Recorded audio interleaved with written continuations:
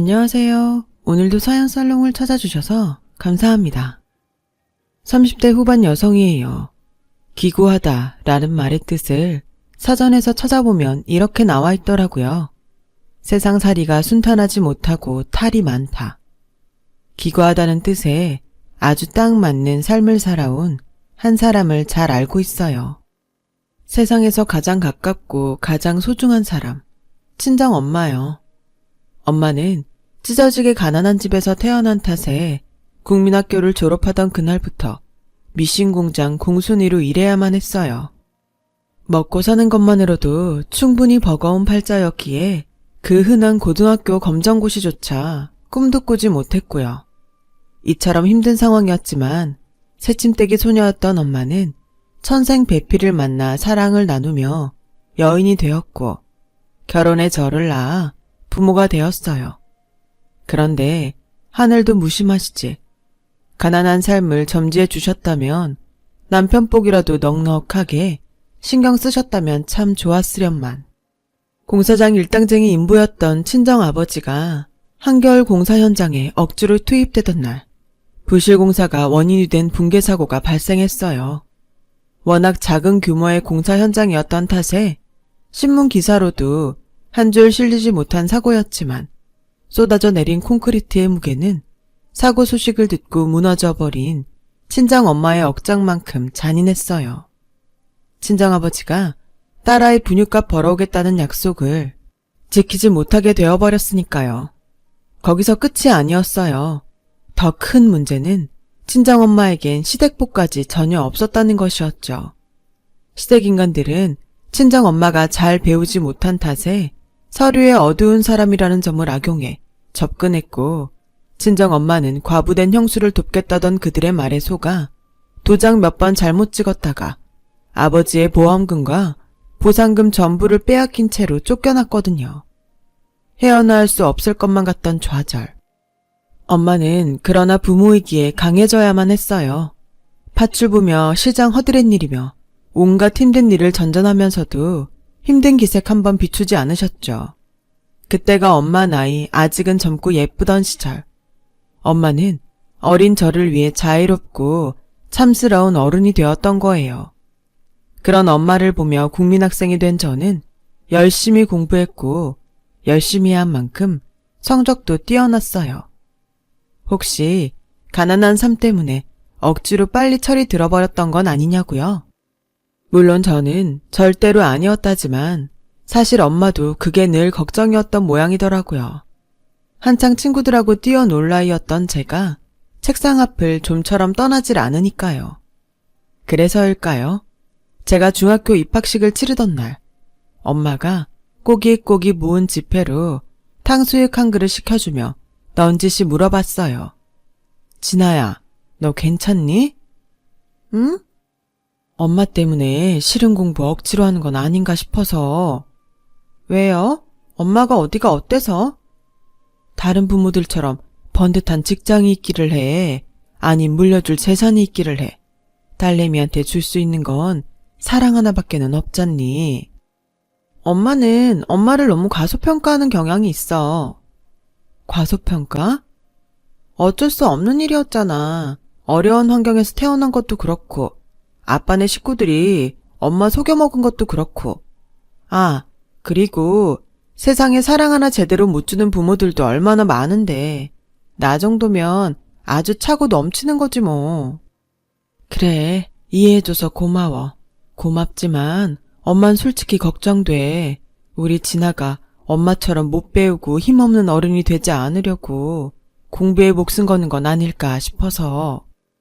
글쎄요, 난 오히려 엄마처럼 되고 싶은데. 솔직히 나 우리 집이 가난하다는 거 잘 못 느끼고 살아. 엄마가 어렵게 벌어다주는 돈 때문이 아니에요. 마음 때문이지. 아무리 힘들어도 세상 탓하지 않으면서 오늘의 땀방울이 내일의 기쁨으로 돌아올 수 있다고 말하는 엄마. 그런 사람 흔치 않잖아. 이런 내가 어떻게 가난해. 오히려 마음 부자지. 그쵸? 그치. 그럼 된 거지. 내 말이요. 이러니 공부가 당연히 재밌지. 엄마가 나에게 몸소 보여주는 오늘의 땀방울이 교과서 한 장 한 장 넘어갈 때마다 확확 와닿고 분명해지는데. 그니까 아무런 걱정 마셔. 그래도 진아야, 만약에 정말 혹시라도 공부가 싫어졌다거나 엄마를 부양해야 한다는 괜한 책임감 때문에 마음이 괴롭다던가 하면 언제든 우리 딸이 행복한 길을 찾아가도 좋아. 엄마는 엄마대로 그 길이 잘못된 길이라면 언제든 바로잡아 줄게. 사랑해, 엄마. 엄마도 사랑해. 그렇게 수능 시험을 치른 저는 명문 의대나 법대에 장학금 받고 입학할 만한 성적을 거두었지만 일말의 고민도 없이 약대에 입학 원서를 넣었어요. 상대적으로 치열한 일상을 보내는 의사나 법조인보다는 약사 쪽이 퇴근 후 가족에게 충실하기에는 훨씬 수월하겠다는 생각에서 시작한 꿈이라고나 할까요? 당연히 친정 엄마의 입김은 전혀 없이 오직 제 뜻에서 내린 결정이었어요. 오히려 엄마는 저에게 어떤 부담도 주고 싶지 않다면서 제 선택에 응원만 보내주셨고요. 그랬던 엄마가 평생을 고생해서 만든 목돈으로 약국 보증금을 보태주었을 때의 감동이란, 우리 엄마 뜬금없이 한 번씩 멋짐을 터뜨리는 재주가 있다니까요. 암튼 졸업 후 약사고시에 단번에 합격한 저는 친정 엄마가 보태준 보증금과 은행 대출을 더해 약국을 차렸어요. 대학병원에 바로 코앞에 자리한 약국을 인수한 거죠. 웃돈을 주고서라도 인수하겠다는 약사들이 줄을 섰을 만큼 아주 목 좋은 약국이었지만 저를 친자식처럼 아껴주시던 전공 교수님께서 백을 좀 써준 덕분이었어요. 교수님의 친형이 알고 보니 제가 인수한 약국의 약사님이셨고 또 마침 은퇴를 앞둔 참이더라고요. 교수님께서는 제가 약국을 인수할 수 있도록 자리를 주선해 주시면서 이렇게 말씀하셨어요. 근래에 복이 드문 효녀라서 그 마음씨가 기특해서 도와주는 거야. 앞으로도 변하면 안 된다. 그런 교수님 앞에서 전 철석같이 다짐했죠. 절대 변하는 일 없을 거라고요. 이겨내려고 그토록 노력했지만 결국 모두 떨쳐낼 수는 없었던 엄마의 기구함과 박복함 따위는 내가 행복하게 사는 모습을 통해 모두 거두어내겠다고요. 그 후로 저는 그 다짐을 지켜나가며 한동안 바쁘면서도 즐거운 날들을 보냈어요. 영원히 끝나지 않을 것만 같은 행복이었죠. 하지만 누구에게나 삶의 굴곡이 한 번씩은 닥쳐오는 법이라고 하죠. 저에게도 그런 굴곡이 닥쳐왔어요. 제가 새내기 약사로서 막 자리를 잡기 시작했던 무렵 맞이한 결혼 때문이었어요. 남편은 여러모로 저랑 비슷한 환경에 놓인 남자였어요. 비록 학과는 다르지만 저랑 같은 명문대 동기였고 가난한 삶을 타고난 시모의 아들 자식 사랑이 유독 각별하다는 것 또한 일견 저와 친정엄마 사이와 비슷해 보였어요. 결혼 반대가 있기를 했나, 시댁과 친정 사이에 갈등이 있기를 했나, 그때까지만 해도 별다른 문제 없이 평범한 결혼 생활이었죠. 하지만 결혼 후 처음 맞이하는 시모의 생일날, 긴 싸움의 씨앗이 비로소 새싹을 틔우고야 말았어요. 고급 한정식집에 식사 자리를 마련한 제가 퇴근이 늦어지는 남편을 기다리는 사이 시모가 대뜸 이러더라고요. 우리 아들이 정식으로 인사도 시키기 전부터 너 좋다고 그러길래 안달 복달을 해대길래 일단 결혼을 시키긴 했지만서도 솔직히 난 많이 배우고 잘난 며느리 반대였다. 갑자기요? 갑자기는 뭐가 갑자기야. 허니문 기간도 지났으면 식구들 사이에 할 말은 하고 살 때도 되었지. 그런 뜻이 아니라요. 결혼 준비하는 내내 반대 말씀 한마디 없으셨는데 사실 반대였다는 얘기를 들으니까 좀 당황스러워서요. 넌 결혼이 뭐라고 생각하니? 사랑하는 남녀가 만나서 새 가정을 꾸리고 새 삶을 시작하는. 결혼은 거래야. 아무리 세상이 변해도 그건 달라지지 않는다. 네? 세상에 어느 부모가 미쳤다고 신혼집이니 예식장이니 해가면서 귀한 아들내미 남의 집 자식 만들겠니? 내가 우리 아들 키우면서 쏟은 애정을 돈으로 따지면 얼마나 큰 금액인 줄 알아? 글쎄요. 굳이 따지자면 말씀하신 내용들 전부 양가가 반반씩 공평하게 부담했고 혼수에 예단에 이래저래 다 합치면 돈은 오히려 친정이 더 많이 쓴 걸로 아는데요. 지금도 보렴. 감히 시애미한테 말대꾸나 해대고 말이야. 이게 배운 유세 떠는 거 아님 뭐라니? 제가 유세를 떨었다고요? 당하고 있는 게 아니라요? 또 말대꾸. 이래서 배운 여자는 며느리로 들이면 집안 꼴이 쑥대밭이 된다는 거야. 남편이랑 시애미를 고분고분하니 떠받드는 맛이 없잖아. 제가 남편한테 못하기를 했나요? 아님 시댁에 못하기를 했나요? 오늘만 해도 그래요. 어머님 생신 정성껏 잘 모시는 거잖아요. 그러자 시모는 뚱하니 한참 말이 없었고 그런 시모의 행동을 통해 반쯤 혹시나 하는 투로 지피는 구석에 있었던 저는 단도직입적으로 물어봤어요. 따로 원하는 게 있으면 그냥 솔직하게 얘기를 하세요. 차라리 그게 낫겠네요. 원하는 거? 있으니까 이런 얘기를 꺼내는 거잖아요. 얘기하면 들어는 주고? 일단 들어봐야 대답도 할 수 있지 않을까요? 그런 말이다. 용돈을 확 늘려주렴. 다달이 한 300씩. 300이요? 왜? 부담이니? 너 약사라며? 돈 잘 번다며? 아무리 그래도 그건 너무 과한 요구죠. 친정엄마한테도 한 달에 300씩은 안 드려요. 친정시댁 차별하시겠다? 시댁은 가족도 아니고 시부모는 부모도 아니라는 거니? 신여성 행세는 혼자 다 하더니 사고방식이 왜 그 모양이야? 누가 차별한다고 그러세요? 차별하는 사람이 시댁 친정 공평하게 월 100씩 똑같이 보내나요?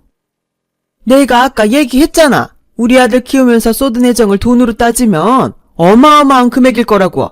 그런 아들을 헐값에 데려갔으면 고개 숙이고 시댁에 눌러앉아 걸레질이나 하던가. 아님 며느리 된 값이라도 똑바로 치르던가. 둘 중 하나라도 제대로 해야지. 며느리가 무슨 가정부인가요? 일꾼 고용하셨어요? 왜? 300에 가정부 월급까지 얹어서 주려고? 아니요. 300은 너무 심하다는 뜻이었습니다. 먼저 일어날게요. 제가 시댁에 한치라도 소홀했다거나 친정이랑 차별이나 해봤다면 차라리 억울하지는 않죠. 양가에 매달 100만 원씩 공평하게 보내고 있는 상황이었다고요. 기본 용돈만 그 정도였고 시댁 대소사다 뭐다. 이래저래 따로 챙겨드리는 금액이 경우에 따라서는 100만 원을 넘는 경우도 왕왕 있었고요. 그런데 오마이갓, 용돈으로 300만 원이라뇨. 그것도 매달 다달이. 이해할 수 없었어요. 그래서 단호하게 거절하며 일어섰죠. 결혼 후 처음 맞이한 시모의 생신은 그렇게 엉망진창으로 끝이 나버렸고 그 후폭풍은 부부관계에까지 이어졌어요. 남편이 대뜸 시모 편을 들었거든요. 당신이 어떻게 이럴 수 있어? 날 낳아준 엄마잖아. 당신 시어머니잖아. 지금 편가르자는 거야? 편가르자는 게 아니라 아니다. 갈라야 되면 갈라야지. 뭐? 당신이 시댁 살림살이를 해봤어? 아님 엄마 뒷바라지를 해봤어? 잘 나가는 약국 약사면 시어머니 막 무시해도 된다고 누가 그래? 당신 좀 낯설다. 원래 이런 사람이었니? 그건 내가 해야 되는 말 아니냐? 시부모도 부모인데 까짓거 용돈 좀 넉넉하게 달라고 그럴 수도 있는 거지. 그 넉넉한 용돈이 얼마씩이나 되는지 알고는 이래? 300이야. 300? 한 달에? 매달. 그리고 내가 진짜 제일 걱정하는 건 당장에 300이 아니야. 시작이 300분일지도 모른다는 거지. 600, 700, 1000. 앞으로 얼마나 더 늘어날지 모르는 일이라고. 알았어. 내가 엄마랑 잘 얘기해 볼게.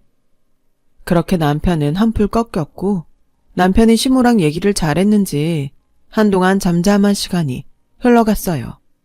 아니, 솔직히 불안불안한 시간들이었죠.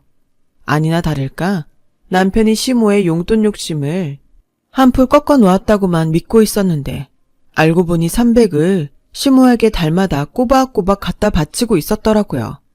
그 무엇보다 제가 제일 기분이 나빴던 건 당신 미쳤어? 네가 이러고도 인간이야? 아, 미안해. 알았으니까 바가지 좀 그만 긁어라 좀. 그게 지금 미안한 사람 태도니? 미안하다고. 근데 나도 우리 부부를 위해서 어쩔 수 없어. 어쩔 수 없어? 어쩔 수 없어서 장모님 통장에 손을 대? 메꿔 놓을게. 내가 땡빚을 져서라도 그 돈 다 채워 놓는다. 됐냐? 메꾸는 건 당연히 메꾸는 거고, 난 지금 당신 행동에 얼척없다는 거야. 그게 무슨 돈인지, 엄마 이름으로 된 통장을 내가 왜 직접 관리하고 있었는지, 그걸 뻔히 아는 인간이. 그 통장에 들어간 돈, 약국 개업할 때 보증금 보태준 엄마 돈 갚으려고 모아놨던 거잖아. 엄마가 온갖 험한 일 다 겪으면서 겨우겨우 모은 전재산, 그거 돌려주고 싶어서 모았던 돈이잖아. 그래서 더 화가 나.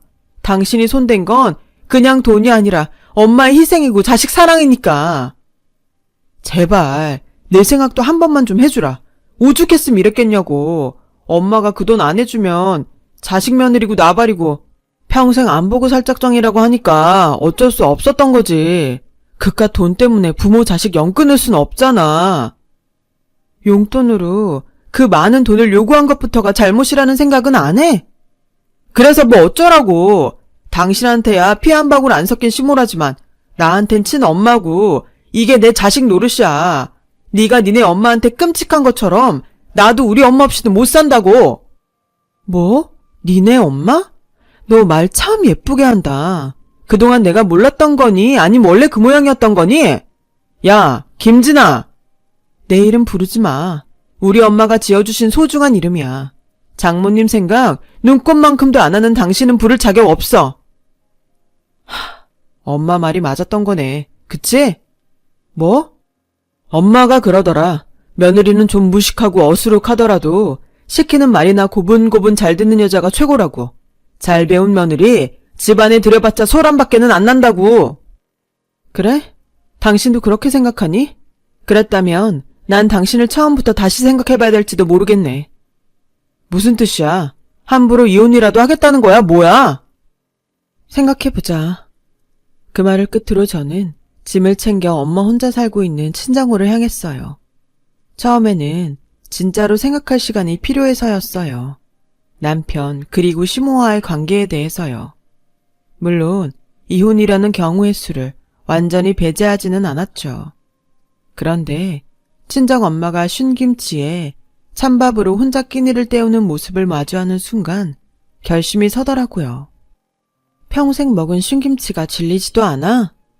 질리기는 맛 잘 들어가지고 밥 한 그릇 뚝딱인데. 엄마, 딸내미가 약사잖아. 자리 잘 잡은 약사. 몇 끼니 스테이크는 못 썰겠지만 그래도 어느 정도는 챙겨서 먹어도 괜찮아요. 에이, 엄마가 돼가지고 어떻게 그래? 그래도 돼. 엄마 정도 보면 그럴 자격 충분하고. 아냐, 아무리 딸내미 잘 키웠다는 소리를 듣고 살아도 명색이 부모가 자식 덕볼 기대하고 살면 안 되는 법이야. 우리 딸이 벌어온 돈은 우리 딸의 삶을 위한 거니까. 그치? 같은 부모고 같은 사람인데 어쩜 이렇게 다를까? 왜? 무슨 일 있었니? 가방은 뭐야? 최서방이랑 싸웠구나? 그게... 윗집에 수도 터졌잖아. 집 수리하는 동안만 신세 질게요. 최서방은 같이 오지 왜? 시댁이요. 진짜 싸운 건 아니고 최서방 직장이 시댁이랑 가깝잖아. 약국은 엄마 집이 가깝고 그냥 그래서요. 암튼 며칠만 신세 지겠습니다. 오지숙 여사님. 대신 그동안 고기 반찬은 딸이 책임진다. 그때 전 엄마한테 시댁과의 사건을 단 한마디도 솔직하게 말하지 못했어요. 하지만 속으로는 분명하게 결정한 상태였어요. 남편과의 이혼을 말이에요. 친정엄마를 마주하는 순간 깨달았으니까요. 이대로 시댁에게 들볶여가면서도 결혼 생활을 유지한다면 굴곡 많은 엄마의 삶에 또 하나의 그림자를 들이우는 것밖에는 안 된다는 것을요. 그래서 전 바로 이튿날에 남편에게 이혼을 통보했어요.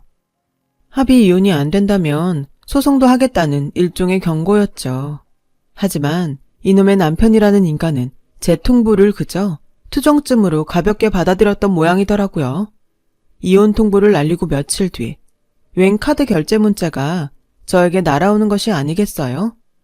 그 문자들은 남편이 가지고 다니던 가족 카드로 여행이 예약되었다는 내용들이었고 황당한 저는 남편에게 쫓아가 따졌죠. 우리 곱게 헤어져? 사랑하는데 어쩔 수 없이 이혼하는 거야?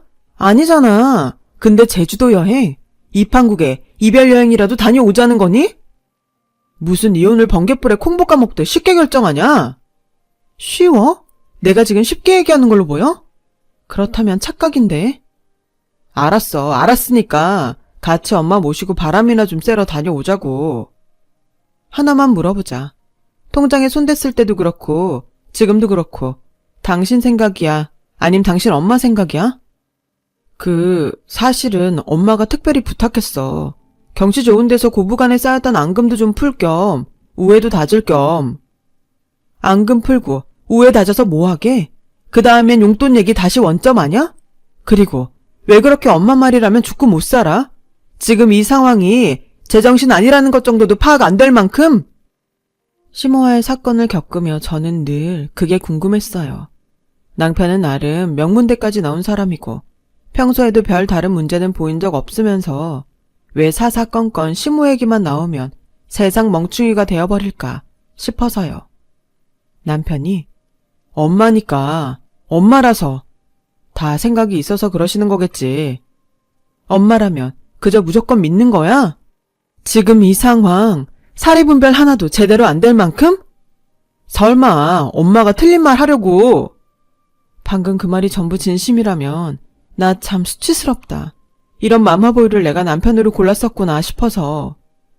여보, 진짜 1억이야? 엄마가, 어른이 큰맘 먹고 여행까지 주선했으면 얌전히 따라올 줄도 알아야지. 진짜 이래야겠어. 아니, 꼭 반드시 이혼해야겠어. 아이씨. 어머, 하다 욕까지 다 하네. 왜? 내 입에서도 온갖 쌍욕 다 나올 수 있다는 것도 보여줘?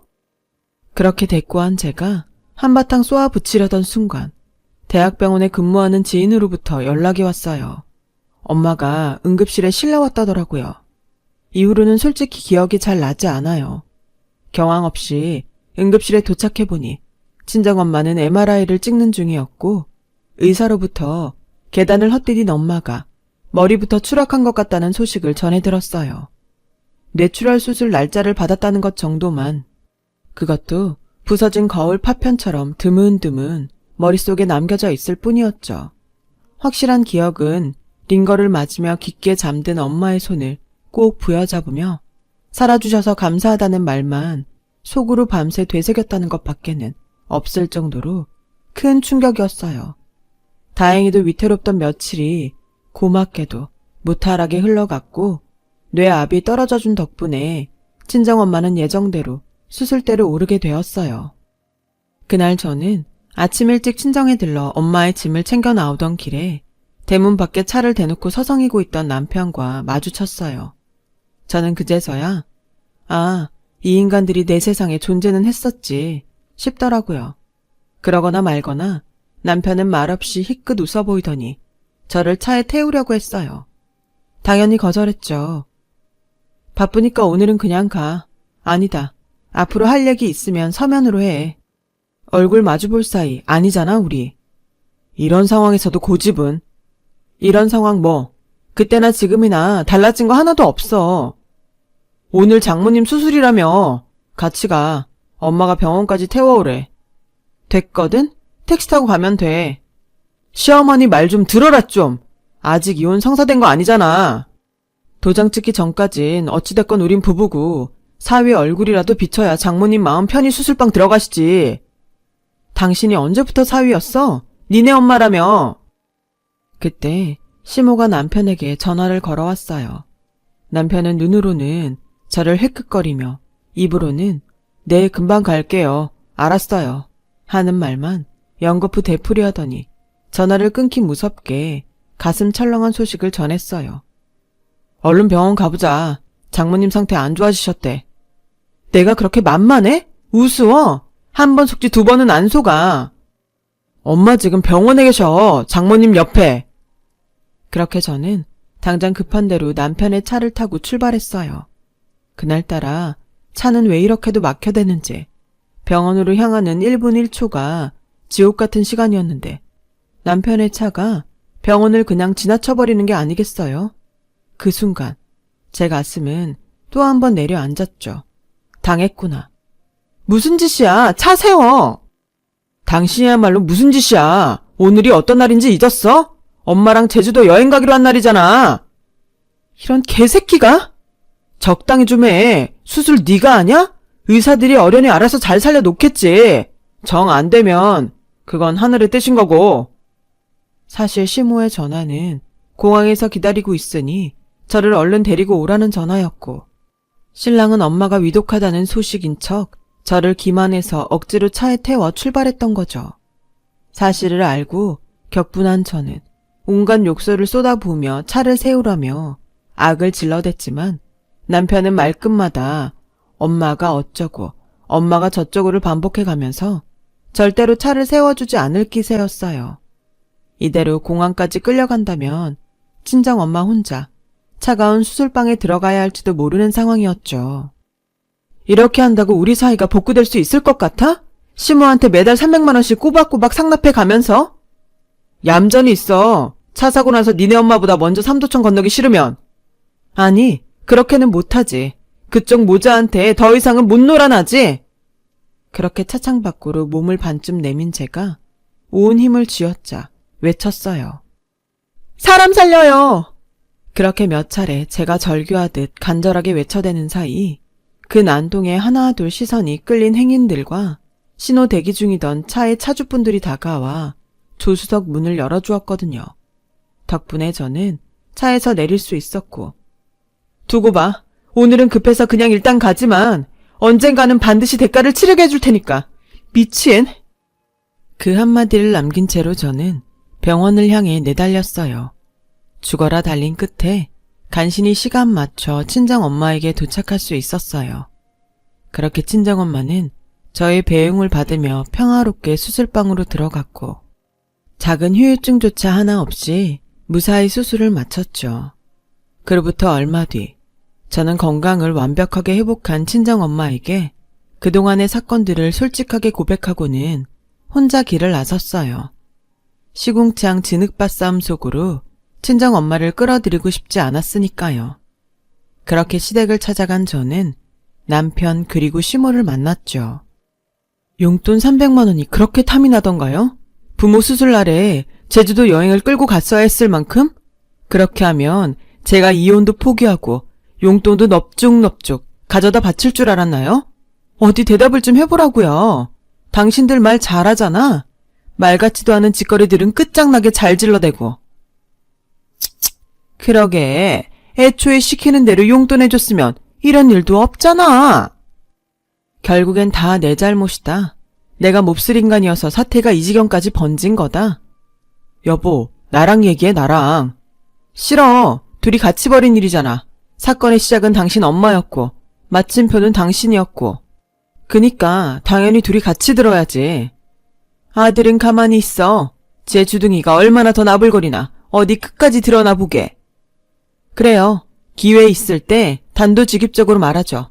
당신들이 통장에서 300만 원씩 매달 빼간 돈에서 이자까지 쳐서 돌려놓고 얌전히 이혼 도장 찍어요. 아, 그날 억지로 공항에 끌고 가려고 했던 행동에 대한 반성문도 한 장 써 놓으셔야겠네. 여기서 더 험한 꼴 당하고 싶지 않으면.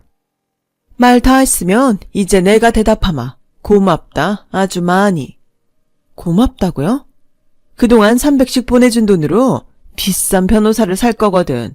기왕지사 귀한 아들 이혼남 만들게 생긴 거 위자료라도 단단히 챙겨 받아야 죽어서라도 한이 없을 것 같아서 말이야. 매번 드는 생각인데요. 그쪽 식구들은 착각의 집안 내력인가? 비싼 변호사 산다고 해서 당신들이 벌인 사악한 행동들이 묻힐까요? 이혼 귀책 사유를 내가 뒤집어 쓰는 일이 생길까요? 쉽지 않겠지. 그래서 비싼 변호사라고 강조한 거 아니겠니? 승률 좋은 로펌에 맡길 예정이야. 뭐 알지도 못하면서 잘난 척은? 그 순간 어디 한번 싸워봅시다. 하는 익숙한 목소리와 함께 한 여인이 정장 차림의 낯선 남자 하나를 대동하고 나타났어요. 그 여인은 엄마? 아니, 엄마가 여긴 어떻게 알고? 부모가 괜히 부모게. 딸 자식 어디서 뭐하고 있겠구나. 눈 감아도 훤히 보이니까 부모지. 마침 잘 오셨네요, 사부인. 그쪽 딸아이가 우리 아들 이혼남 만들려고 아주 작정을 한 모양인데 이참에 재산 분할이랑 위자료에 대해서 오붓하게 대화를 나눠볼까요? 신경 쓰지 마, 엄마. 저 사람들 제정신 아니야. 딸, 응? 부모가 부모인 두 번째 이유가 뭔지 아니? 바로 이래서야. 저를 다독이듯 이야기한 친정엄마는 곧장 시모를 향해 돌아섰고 제가 본 엄마의 모습 중 처음 단호한 모습으로 말을 이어갔어요. 남편 허망하게 보내고 시댁인간들한테 뒤통수까지 맞으면서 쫓겨났던 날 내가 무슨 생각을 했게요? 사랑하는 우리 진아한테만큼은 이런 일 없도록 지켜주겠다. 비록 남들 보기에는 못 배우고 힘없는 부모일지는 모르겠지만 내 자식한테는 세상 가장 강력한 방패막이가 되어주겠다. 그 말을 지키기 위해서라도 열심히 살았고 그 말을 지키기 위해서 준비한 이혼 전문 변호사예요. 그러자 엄마가 대동했던 정장 차림의 변호사가 시모에게 명함을 건넸고 명함을 몇 번씩이나 거듭 확인한 시모는 그럼에도 적반하장이었어요. 잘난 며느리만 별로인 줄 알았는데 없이 사는 부모는 한술 더 뜨네, 더 떠. 얘기 나온 김에 하나만 더 물어봅시다. 사부인, 남들은 잘난 며느리 못 봐서 한달인데 왜 그렇게 못 잡아서 한달이죠? 정말 용돈 때문일 뿐인가요? 듣고 보니 그러네. 저한테 무슨 자격지심이라도 있어요? 그래, 나 국민학교 겨우 나왔다. 이제 됐냐? 잘난 척을 하다 이제는 시험에 억장까지 갈기갈기 찢어놓으니 속이 시원해. 진짜 딱 그뿐이에요. 그냥 그 자격지심 때문에. 그냥이라니 나한텐 평생의 한이야.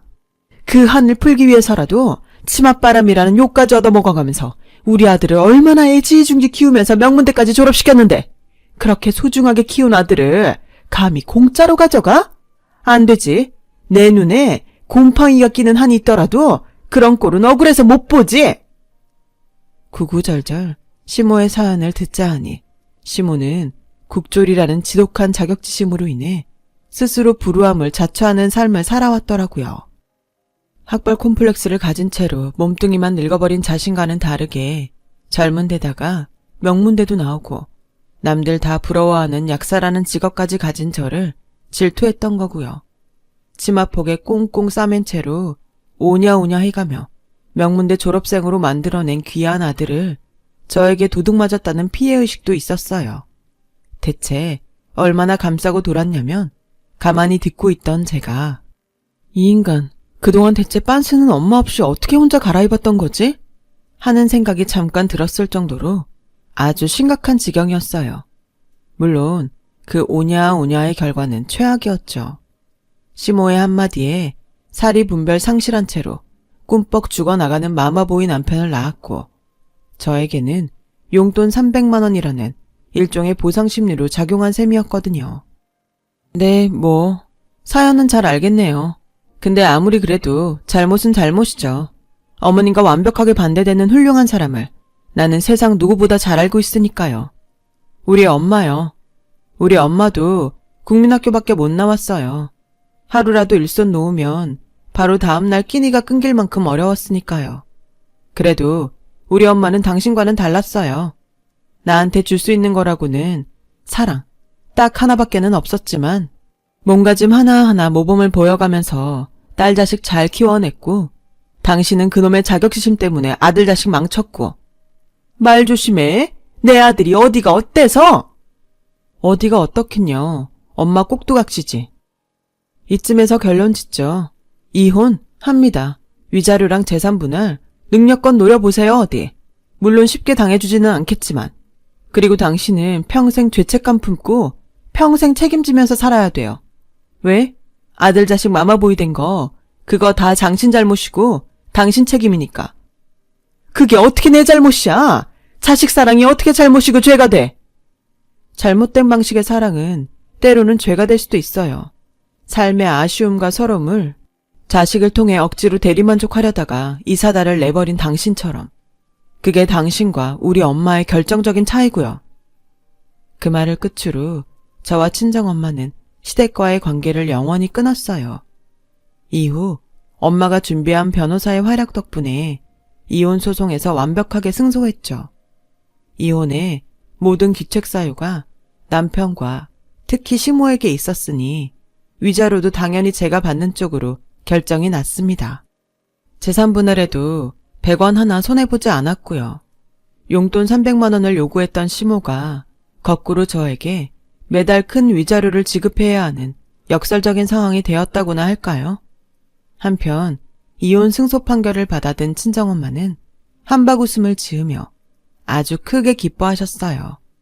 제가 장난 반쯤 섞어 딸내미 이혼녀 됐는데 한박 웃음까지 짓냐고 물었는데 돌아온 엄마의 대답이 참 멋지더라고요. 이 세상에 흠없는 사람이 어디 있겠니? 다들 가슴에 흉터 하나씩은 품고 살지. 중요한 건 흉터를 어떻게 이겨내고 앞으로 어떤 모습으로 살아가느냐 하는 거 아닐까? 같은 상처를 가지고 있었지만 완벽하게 결말을 맞이한 나랑 그 여자의 차이처럼. 그러니 진아야, 그 사람들이 너를 핥히고 지나간 상처는? 알아요, 엄마. 그리고 약속해요. 상처와 관계없이 잘 살아볼 거예요. 엄마의 말씀대로 씩씩하게 잘 살아보려고 합니다. 엄마, 고맙습니다. 제 이야기는 여기까지입니다. 들어주셔서 감사해요. 오늘도 건강하시고 희망찬 하루 되세요. 여러분, 사연 댓글에 응원과 현명한 조언 부탁드려요. 좋아요와 구독은 저에게 큰 힘이 됩니다. 오늘도 좋은 일 가득하세요.